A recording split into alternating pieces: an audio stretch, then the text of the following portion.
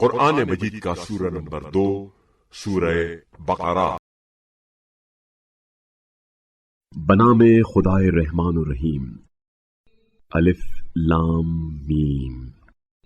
یہ کتاب جس میں کوئی شبہ نہیں، ہدایت ہے تقوی والوں کے لیے جو غیب پر ایمان رکھتے ہیں اور نماز قائم کرتے ہیں، نیز جو کچھ ہم نے انہیں عطا کیا ہے اس میں سے خرچ کرتے ہیں، اور جو کچھ آپ صلی اللہ علیہ وآلہ وسلم پر نازل کیا گیا، نیز جو آپ صلی اللہ علیہ وآلہ وسلم سے پہلے نازل کیا گیا ہے، ان پر ایمان اور وہ آخرت پر یقین رکھتے ہیں۔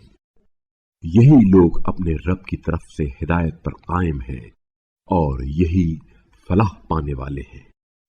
جن لوگوں نے کفر اختیار کیا ان کے لیے یکساں ہے کہ آپ صلی اللہ علیہ وآلہ وسلم انہیں متنبہ کریں یا نہ کریں، وہ ایمان نہیں لائیں گے۔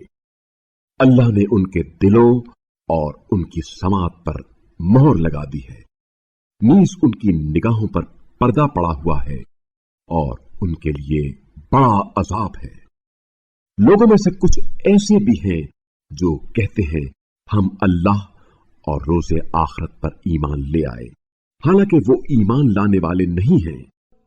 وہ اللہ اور ایمان والوں کو دھوکہ دینا چاہتے ہیں، جبکہ حقیقت میں وہ صرف اپنی ذات کو ہی دھوکہ دے رہے ہوتے ہیں، لیکن وہ اس بات کا شعور نہیں رکھتے۔